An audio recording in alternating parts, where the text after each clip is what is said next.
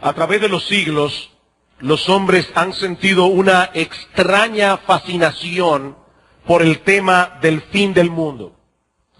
Y cada vez que nos acercamos a un nuevo milenio, cada vez que ocurren cosas inusuales, una gran guerra, una cadena de desastres naturales, el interés por este asunto se renueva. Y eso es precisamente lo que ha estado ocurriendo en los últimos años debido a una conjunción de factores distintos. Por un lado, nosotros tenemos el problema del calentamiento global. Muchos científicos nos advierten que en parte por causa del hombre, en parte por causas ambientales, el planeta Tierra se está calentando. Y que eso podría ocasionar grandes catástrofes en el futuro cercano, incluyendo el exterminio de la raza humana si no actuamos a tiempo.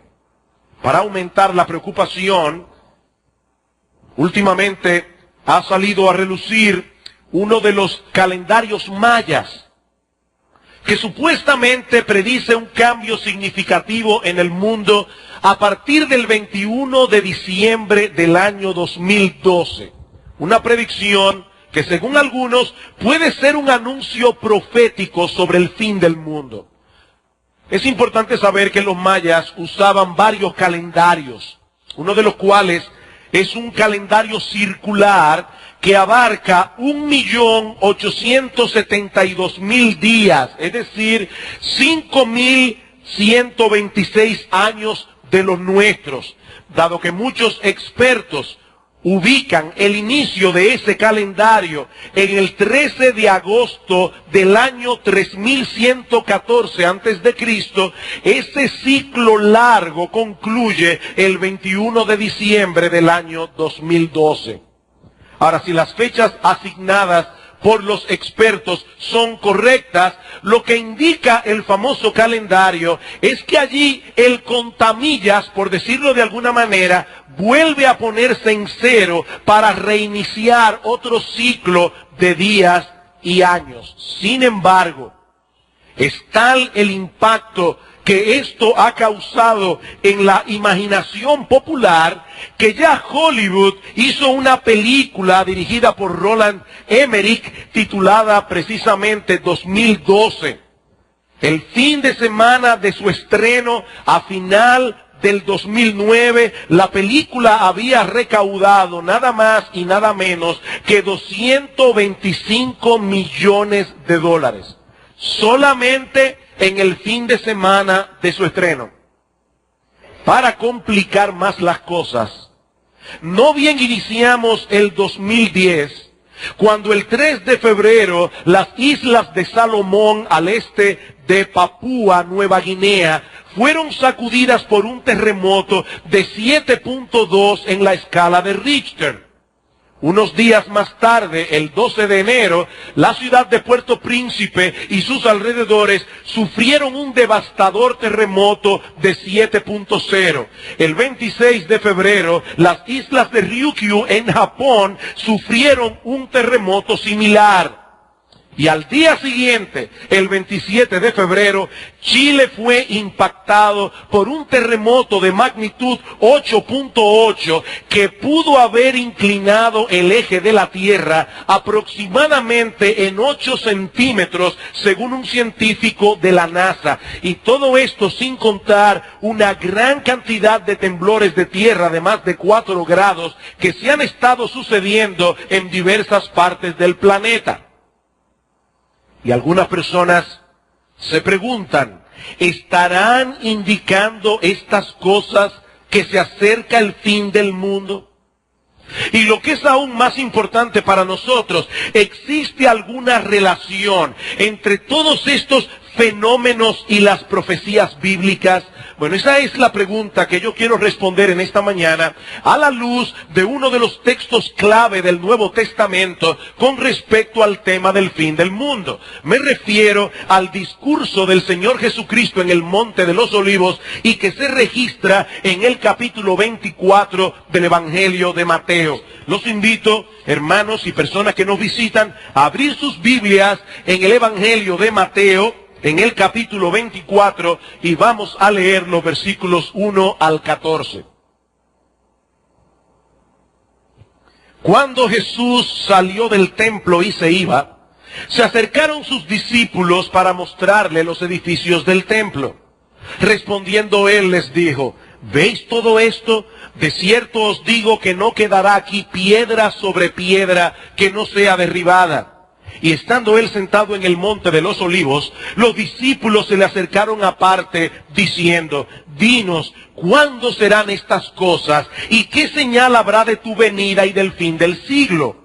Respondiendo Jesús les dijo: mirad que nadie os engañe, porque vendrán muchos en mi nombre diciendo yo soy el Cristo, y a muchos engañarán, y oiréis de guerras y rumores de guerras. Mirad que no os turbéis, porque es necesario que todo esto acontezca, pero aún no es el fin, porque se levantará nación contra nación, y reino contra reino, y habrá pestes y hambres y terremotos en diferentes lugares, y todo esto será principio de dolores. Entonces os entregarán a tribulación y os matarán, y seréis aborrecidos de todas las gentes por causa de mi nombre. Muchos tropezarán entonces y se entregarán unos a otros, y unos a otros se aborrecerán. Y muchos falsos profetas se levantarán y engañarán a muchos. Y por haberse multiplicado la maldad, el amor de muchos se enfriará. Mas el que persevere hasta el fin, éste será salvo.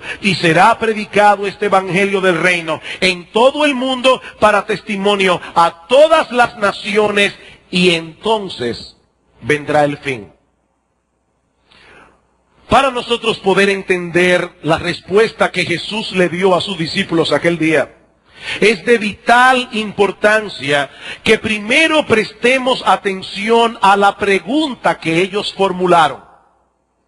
Si nosotros no entendemos la pregunta, es imposible que entendamos correctamente la respuesta. En este momento en que ocurrió este discurso del Señor, Jesús y sus discípulos se encontraban en el templo de Salomón durante la misma semana del arresto, juicio y crucifixión del Señor Jesucristo. Lo que quiere decir, hermanos, que providencialmente este discurso ocurrió en Semana Santa.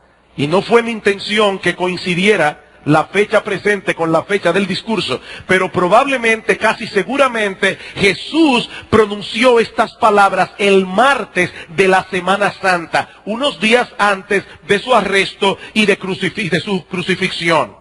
Jesús está consciente de que se está acercando el final de su ministerio y de todas las tragedias que vendrían sobre Israel por haberle rechazado, a pesar de que él era el Mesías tantas veces anunciado por los profetas del Antiguo Testamento.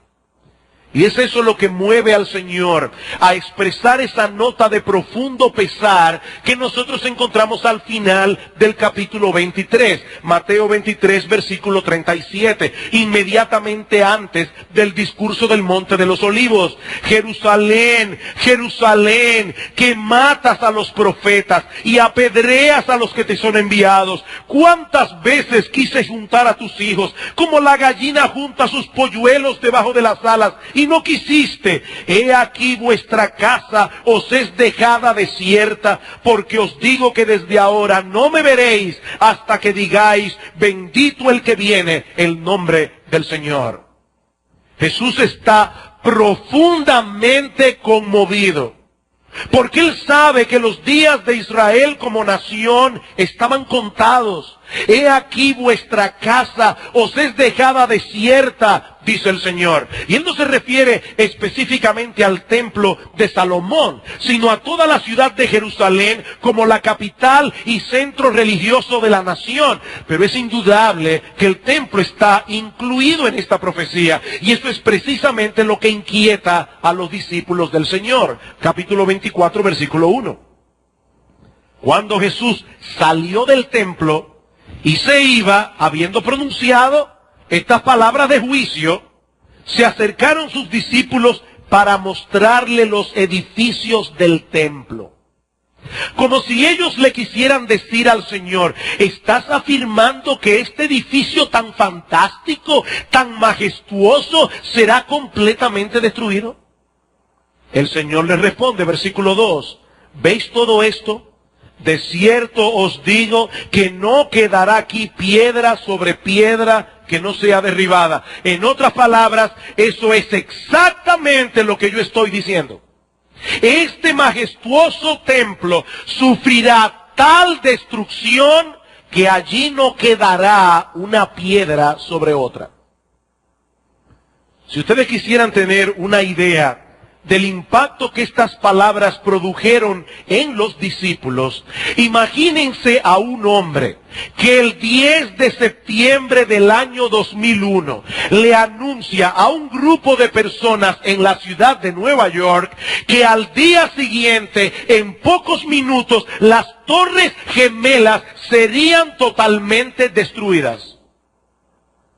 Ese templo de Salomón era en realidad una réplica del original, reconstruido por el rey Herodes, quien había decidido superar en todo sentido la gloria de aquel templo que había construido Salomón unos siglos antes. Era una obra arquitectónica de tal magnitud que sus trabajos duraron 40 años. Y cuando estuvo terminado, no había edificio sagrado en todo el mundo que pudiera compararse con ese templo de Herodes. Sin embargo, tal como predijo Jesús, en el año 70, el hijo del emperador Vespasiano, Tito, invadió Jerusalén y el templo fue completamente destruido, de tal manera que allí no quedó una piedra sobre otra. Escuchen lo que dice un historiador acerca de este evento. La ciudad y el templo fueron arrasados hasta sus cimientos. El solar sobre el cual se higuera el santuario fue arado como campo. De hecho, es interesante que Tito había dado órdenes de que no tocaran el templo, pero a un soldado se le ocurrió tirar una tea ardiendo. El templo comenzó a quemarse y aquellos soldados se volvieron como locos. Y lo que sucedió a partir de ahí fue devastador. Sigue diciendo este historiador: en el sitio y en la mortandad que le siguieron, más de 1 millón de judíos murieron. Los que sobrevivieron fueron llevados cautivos, vendidos como esclavos, conducidos a Roma para enaltecer el triunfo del conquistador, arrojados a las fieras del circo o desterrados y esparcidos por toda la tierra. Eso fue lo que Jesús predijo. Y eso fue lo que lamentó al final del capítulo 23, vuestra casa será dejada desierta. Pero sus discípulos no podían creer que algo como eso pudiera ocurrirle a su ciudad y a su templo. Para ellos aquello tenía que ser algo así como el fin del mundo. Y es precisamente esto lo que los mueve a hacer las preguntas del versículo 3. Y estando él sentado en el monte de los olivos, los discípulos se le acercaron aparte diciendo: dinos, ¿cuándo serán estas cosas? ¿Y qué señal habrá de tu venida y del fin del siglo? Noten, mis hermanos y amigos que nos visitan en esta mañana, que aquí hay 3 preguntas en una. Primera pregunta: ¿cuándo serán estas cosas? ¿Cuáles cosas? Obviamente las que Jesús estaba profetizando sobre Jerusalén y sobre el templo. En segundo lugar, ellos conectan ahora la destrucción del templo con la venida de Cristo y el fin del mundo. Segunda pregunta: ¿qué señal habrá de tu venida? Tercera pregunta: ¿qué señal habrá del fin del siglo? Ahora, nosotros tenemos que entender que la palabra siglo allí no significa un periodo de 100 años. Esa expresión, el fin del siglo, era la que usaban los judíos para referirse al fin del mundo. Tal parece que en la mente de los discípulos, la destrucción de Jerusalén, la destrucción del templo, no podía significar otra cosa que el hecho de que el mundo estaba llegando a su fin. Pero Cristo quiere hacerles ver ahora que la destrucción de Jerusalén, La destrucción del templo no habría de ocurrir inmediatamente antes de su segunda venida y el fin del mundo. Muchas cosas tenían que suceder entre el primer evento y los otros dos. De paso, esa es una de las razones por las que muchas personas se confunden cuando leen el discurso del Monte de los Olivos. Ellos no toman en cuenta que Jesús está hablando de 3 eventos al mismo tiempo, separados por muchos años uno de otro, y que ya uno de esos eventos profetizados se cumplió. Cuando Cristo dice en el versículo 15, cuando veáis la abominación desoladora sentada en el santuario, se está refiriendo a esa profanación que Tito hizo del templo de Jerusalén en el año 70. Esa profecía ya se cumplió, pero Cristo sigue hablando de cosas que van a ocurrir en el tiempo de su venida y en el fin del mundo. Pero lo que el Señor quiere hacerle ver a sus discípulos es que el fin del mundo no estaba a la vuelta de la esquina. Que habían algunas señales que las personas suelen asociar con el fin del mundo, que en realidad no aseveraban que el mundo estaba a punto de terminar. Por eso alguien le llama a estas señales, señales que no son señales. Y es increíble cómo en el día de hoy, tantas personas, aún personas que leen las Escrituras, escuchan hablar de guerras, escuchan hablar de terremotos y dicen, el mundo se está acabando. Eso es precisamente lo que Cristo le dijo a los discípulos, que no iba a suceder. El Señor más bien está corrigiendo ese concepto equivocado en la mente de los discípulos. Noten una vez más el versículo 4. Respondiendo Jesús les dijo, mirad que nadie os engañe, porque vendrán muchos en mi nombre diciendo, yo soy el Cristo, y a muchos engañarán, y oiréis de guerras y rumores de guerras. Mirad que no os turbéis, porque es necesario que todo esto acontezca, pero aún no es el fin. Versículo 7, porque se levantará nación contra nación y reino contra reino, y habrá pestes y hambres y terremotos en diferentes lugares, pero todo esto será principio de dolores. No es el fin, dice Cristo, es el principio. Principio de dolores. Queridos hermanos y amigos que nos visitan en esta mañana, es evidente que el Señor está tratando de corregir la percepción equivocada que mucha gente tiene de que las catástrofes anuncian que el fin del mundo está a la vuelta de la esquina. Lo que Él está diciendo a sus discípulos es que ellos no debían dejarse confundir por esas cosas. Vendrían falsos cristos, vendrían falsos profetas, como de hecho los ha habido a lo largo de toda la historia. Y muchos serán y seguirán siendo engañados. Y oiréis de guerras y rumores de guerras, pero no se perturben por eso, dice el Señor, porque todavía no es el fin. Cuando Jesús pronunció esas palabras, Roma había estado experimentando un largo periodo de paz. Pero apenas 4 décadas más tarde, las revueltas políticas se extendieron por todo el Imperio Romano, de tal manera que un año después del suicidio de Nerón, que ocurrió en el año 68 después de Cristo, 4 emperadores gobernaron en un mismo año. Revuelta tras revuelta tras revuelta. Por eso es que en la historia, el año 69 después de Cristo se conoce como el año de los 4 emperadores: Galba, Otto, Vitelio y Vespasiano. Oiréis de guerras y rumores de guerras, pero aún no es el fin. ¿Saben cuántas guerras han habido a lo largo de la historia? ¿Y cuántas personas han muerto en todos esos conflictos bélicos? Solo durante las 2 guerras mundiales del siglo XX murieron unas 65 millones de personas. 10 millones en la Primera Guerra Mundial, 55 millones en la Segunda. Y quién sabe cuántos han muerto en todas las guerras que se han peleado desde entonces.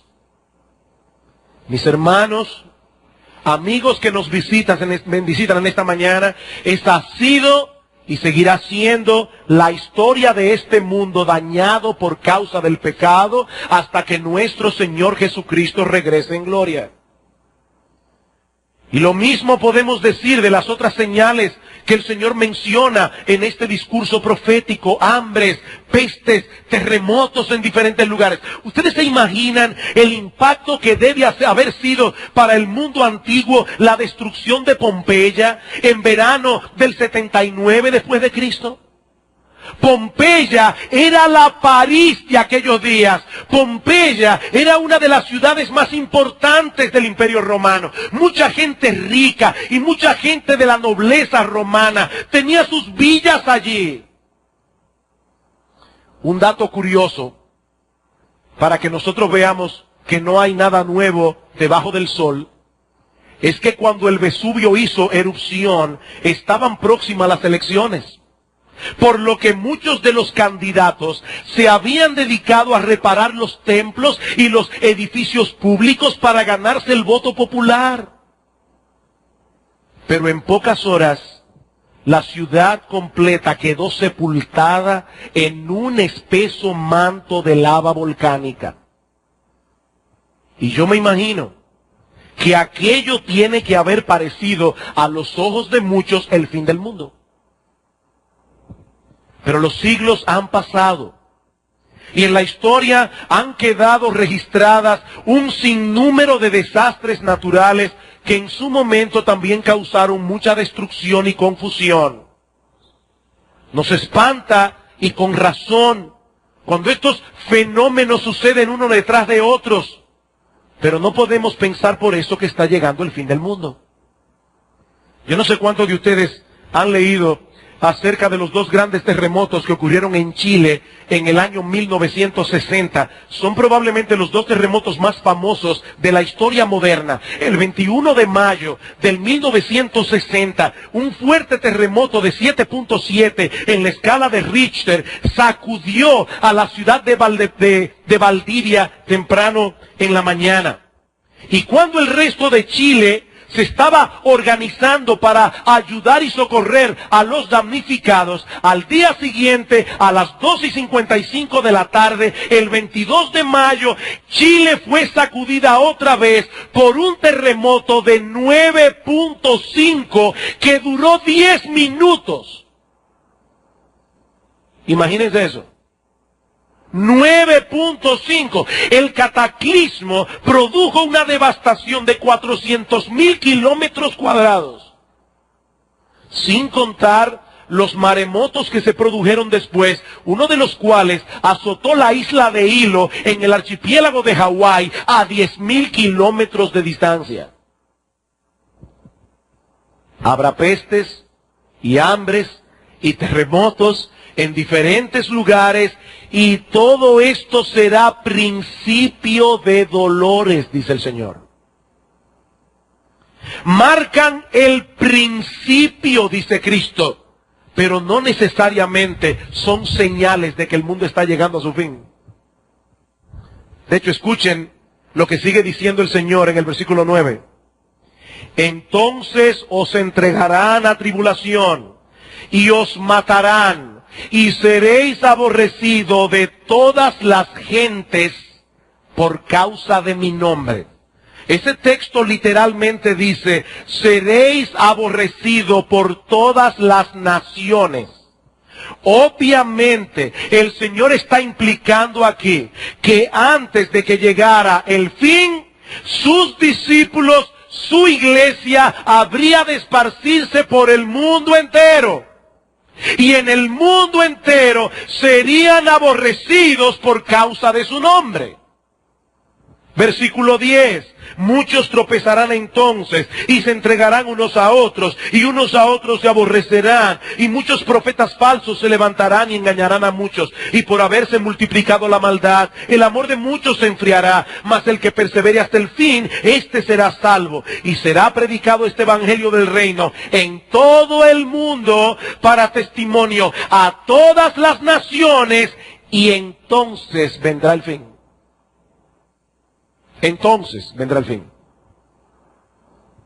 Eso no quiere decir que cada miembro de cada una de las naciones de la tierra debe escuchar el evangelio antes de que Cristo vuelva. Eso no es lo que el Señor está diciendo, pero sí significa que el mensaje del evangelio debía ser esparcido a través del globo terráqueo, debía alcanzar los distintos grupos étnicos del planeta y entonces llegaría el fin.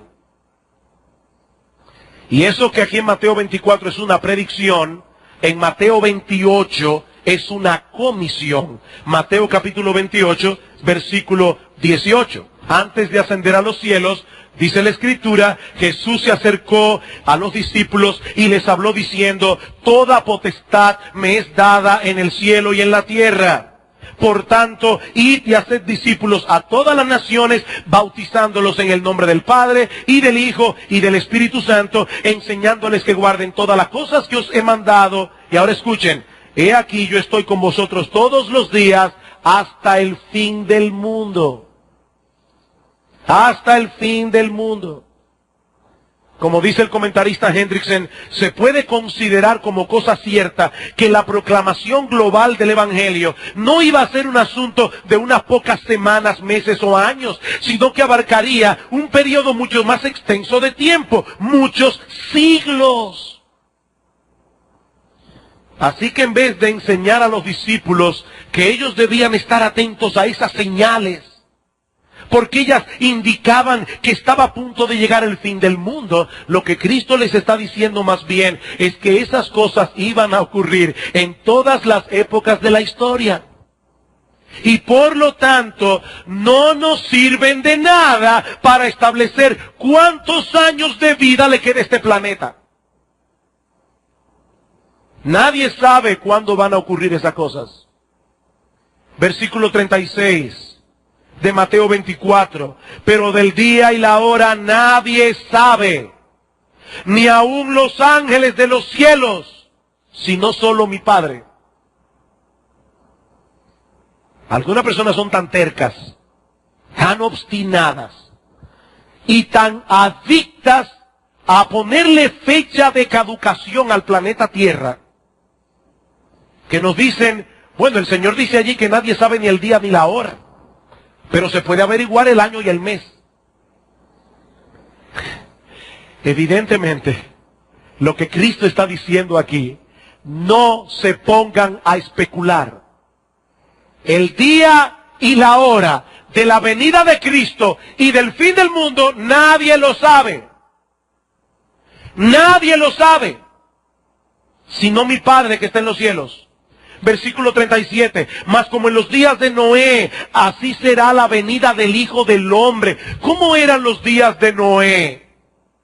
Allí estaba Noé predicando a su generación: arrepiéntanse cuando todavía hay tiempo, porque viene un diluvio universal. Y Noé se pasó 120 años fabricando un arca en medio del desierto.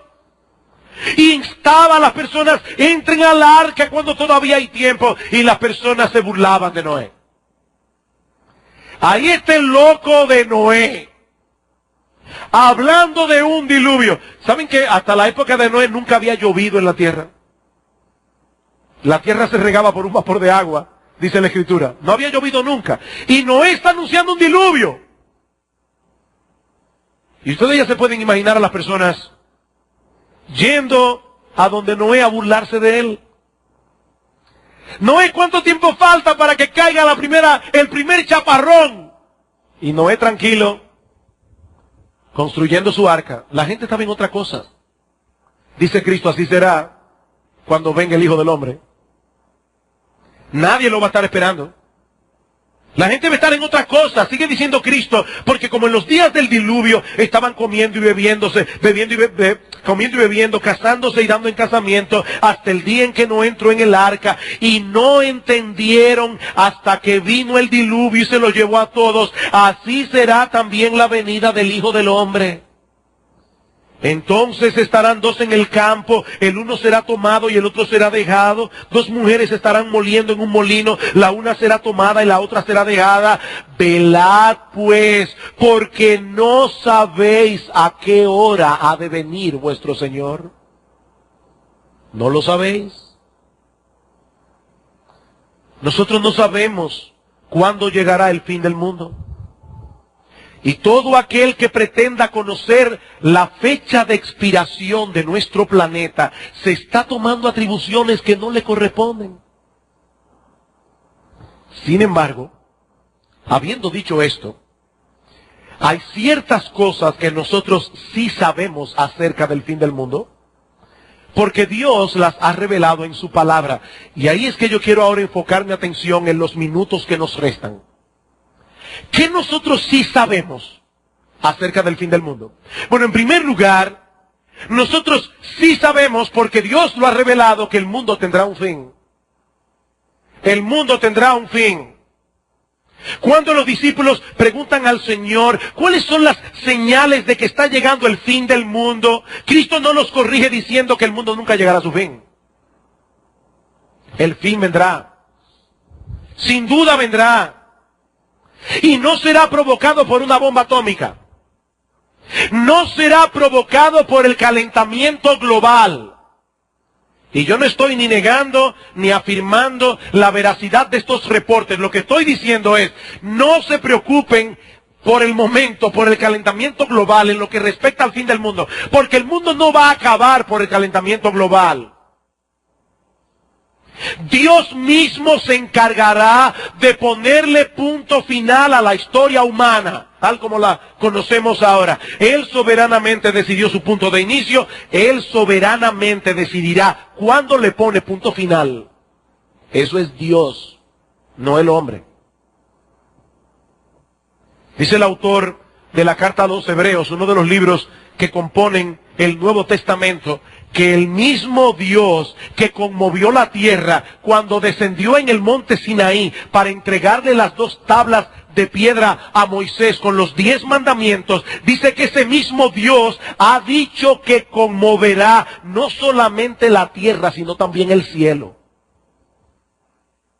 Eso lo hará Dios, no el hombre.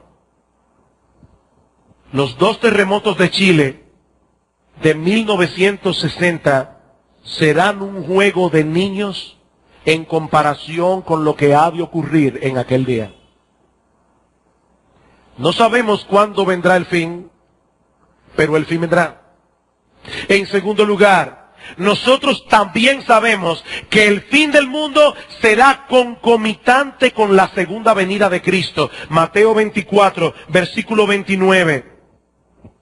E inmediatamente después de la tribulación de aquellos días, la Biblia profetiza que antes de la venida del Señor se desatará una fuerte persecución contra la iglesia de Cristo. Y dice inmediatamente después de la tribulación de aquellos días, que no sabemos cuánto durará, el sol se oscurecerá, la luna no dará su resplandor, las estrellas caerán del cielo, la potencia de los cielos serán conmovidas, y entonces aparecerá la señal del Hijo del Hombre en el cielo. Y entonces lamentarán todas las tribus de la tierra y verán al Hijo del Hombre viniendo sobre las nubes del cielo con poder y gran gloria.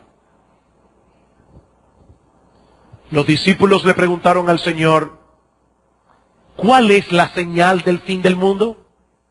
Cristo les dice, no son las guerras, no son las pestes, no son las hambrunas, no son los terremotos. ¿Saben cuál es la señal? La segunda venida en gloria de nuestro Señor Jesucristo, la cual será visible en el mundo entero y que será acompañada de eventos extraordinarios.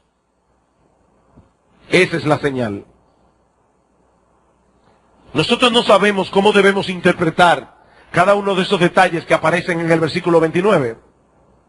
Dice Hendrickson, mientras este panorama profético no se haya hecho historia, probablemente no sepamos cuánto de esta descripción ha de ser tomado en forma literal y cuánto en forma figurada. Pero ¿saben una cosa? No hay duda de que el Señor está describiendo un cataclismo universal que antecede a la creación de cielos nuevos y tierra nueva, como se profetiza en otros pasajes de las Escrituras. Y pueden estar seguros de algo. Personas que están aquí en esta mañana, escúchenme con atención. Ustedes pueden estar absolutamente seguros de algo.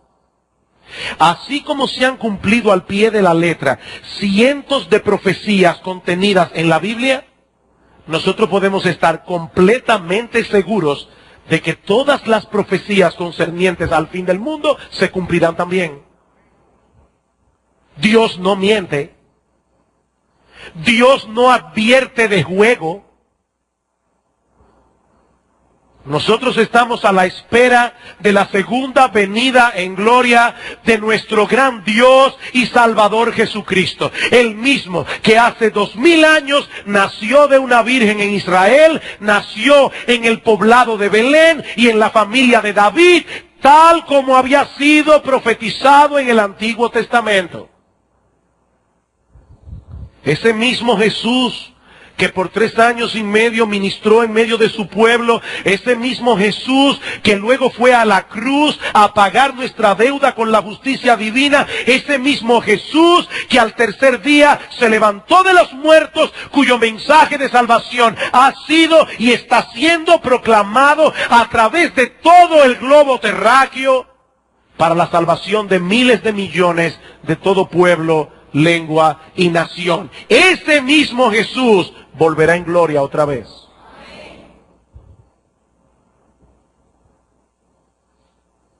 Pero también nosotros sabemos que si bien esas señales que se mencionan en los versículos 4 al 7 no son un indicativo de que el fin del mundo está al doblar de la esquina, sí constituyen un recordatorio de que este mundo tiene fecha de expiración. Sí son un recordatorio de parte de Dios de que ciertamente este mundo se dirige a su fin. El Señor dice a sus discípulos, todo esto será principio de dolores. Y es probable que esté haciendo referencia a los dolores de parto de una mujer. A medida que se acerca la hora del alumbramiento, muchas mujeres aquí saben eso por experiencia personal. A medida que se va acercando la hora del alumbramiento, las contracciones suelen ser más frecuentes y suelen ser más dolorosas. Sí, siempre ha habido guerras, rumores de guerras. En todas las épocas de la historia, el mundo ha sufrido pestes, hambrunas, terremotos, pero como señala un comentarista, a medida que nos acercamos a la fecha de vencimiento de este mundo pecador, probablemente estas cosas sean más numerosas, más extensas y más terribles que nunca. Cuando la tierra tiembla debajo de nuestros pies y todas las cosas a nuestro alrededor comienzan a desmoronarse, no solo recordamos que vivimos en un mundo perecedero, sino también que nosotros no somos dueños de nuestro destino. Nosotros no somos dueños de nuestro destino.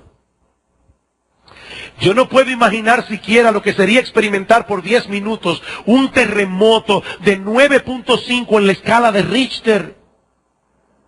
Pero en situaciones como esas es que el hombre se da cuenta de su propia fragilidad. Es en situaciones como esas que el hombre se da cuenta de cuánto necesita un refugio seguro y permanente. Mi amigo, déjame hacerte una pregunta. ¿Tú sabes dónde se encuentra ese refugio? ¿Sabes tú dónde se encuentra ese refugio seguro y permanente? Déjame decirte dónde. Dice el salmista en el Salmo 46, Dios es nuestro amparo y fortaleza, nuestro pronto auxilio en las tribulaciones. Por tanto no temeremos, aunque la tierra sea removida y se traspasen los montes al corazón del mar, aunque bramen y se turben sus aguas y tiemblen los montes a causa de su braveza. No temeremos. Dios es nuestro amparo. Dios es nuestro refugio. Dios es nuestra fortaleza. Pero finalmente, nosotros también sabemos que la única razón por la que el fin del mundo no ha llegado todavía es por la necesidad de que se siga expandiendo por el mundo el mensaje del Evangelio. Es la única razón. La única razón. Y será predicado este evangelio del reino en todo el mundo para testimonio a todas las naciones, y entonces vendrá el fin. No antes, entonces vendrá el fin. Nosotros no sabemos en qué momento esta señal se habrá cumplido completamente. Pero este texto sí nos da una idea de la enorme importancia que tiene para Dios la proclamación del evangelio. Irónicamente, es por causa de ese mensaje que el mundo desprecia. Es por causa de ese mensaje que el mundo considera como una estupidez que el mundo todavía está en pie. Increíble. Por ese mensaje que el hombre pisotea. Ese mensaje del cual el hombre se burla es la única razón por la que este mundo no ha sido destruido todavía. El fin no vendrá hasta que ese evangelio del reino sea predicado en todo el mundo para testimonio a todas las naciones. ¿Saben por qué? Porque no existe otro medio de salvación para el hombre que la predicación del evangelio. ¿Conoces tú, mi amigo, el contenido de ese mensaje al que Dios le da tanta importancia? ¿Tú conoces el evangelio? Permíteme resumírtelo en pocas palabras. El evangelio es la buena noticia de que Dios ofrece gratuitamente al hombre, gratuito, el perdón de todos sus pecados, un indulto absoluto y total, juntamente con el don de la vida eterna, únicamente por confiar en Jesucristo y en la obra de salvación que Él llevó a cabo en la cruz del Calvario. Eso es todo. No es más complicado de ahí. Por eso es que nosotros decimos que el evangelio es una palabra griega que significa buena noticia. El evangelio es una buena noticia que comienza con una mala. Y si nosotros no conocemos la mala noticia que sirve de punto de partida para el evangelio, de ninguna manera podemos entender cuán extraordinaria es la salvación que el evangelio oferta. De nada serviría tratar de convencer a un hombre para que se someta a un tratamiento sumamente efectivo de quimioterapia si no lo convencemos primero de que tiene cáncer. ¿Para qué me voy a someter a un tratamiento de quimioterapia si yo no estoy enfermo?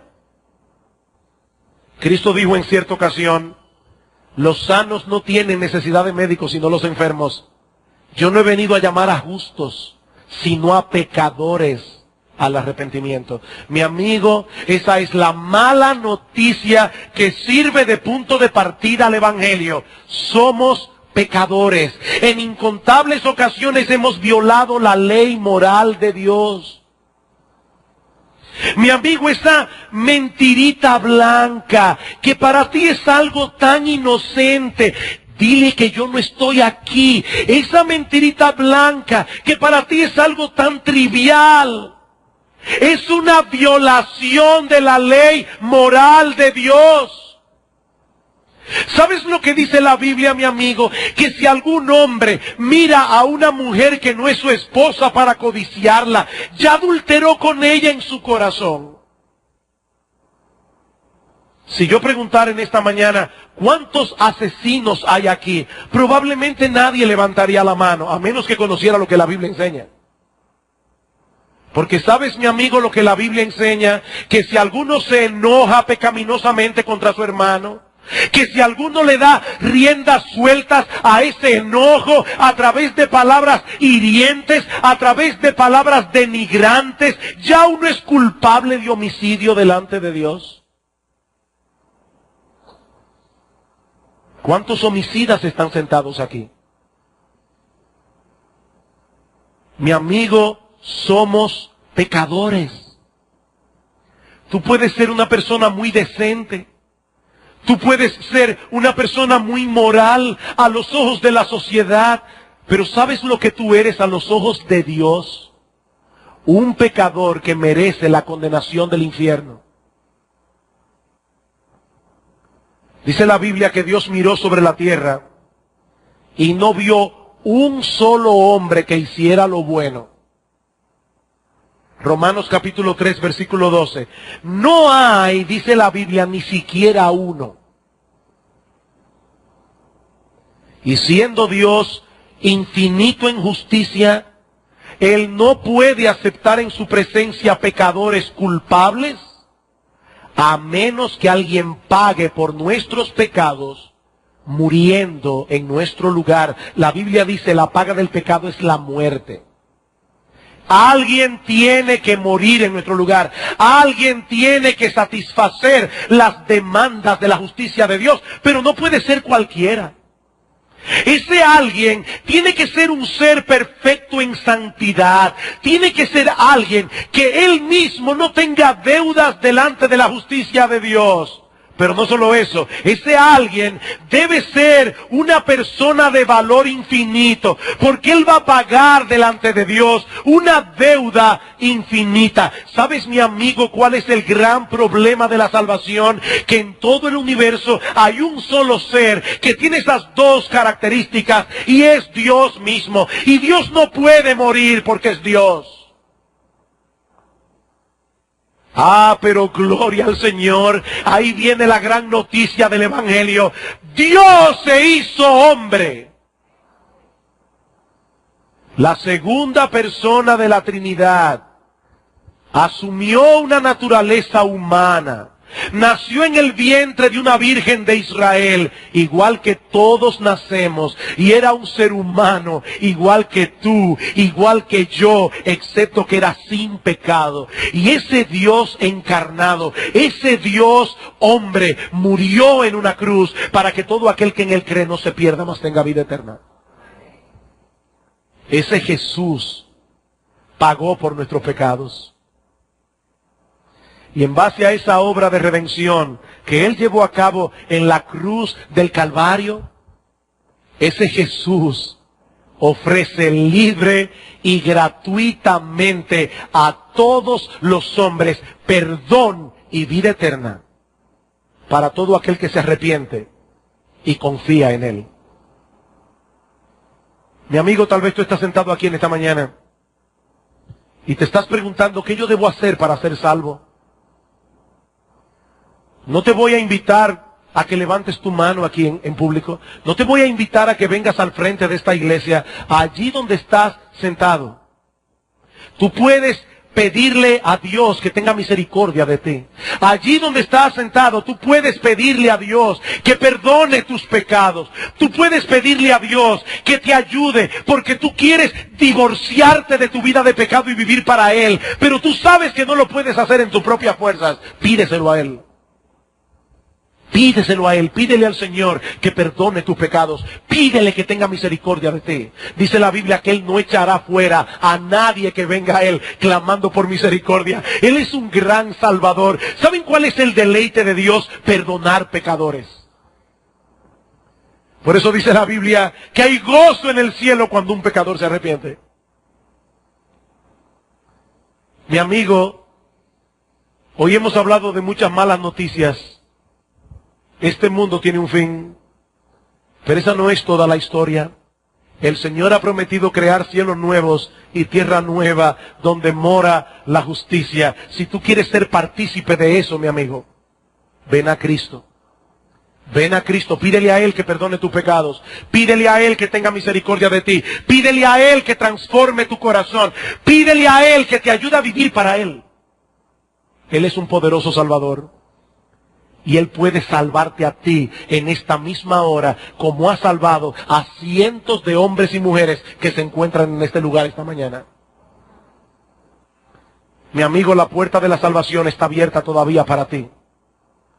No desprecies la invitación de Dios, porque mañana puede ser muy tarde.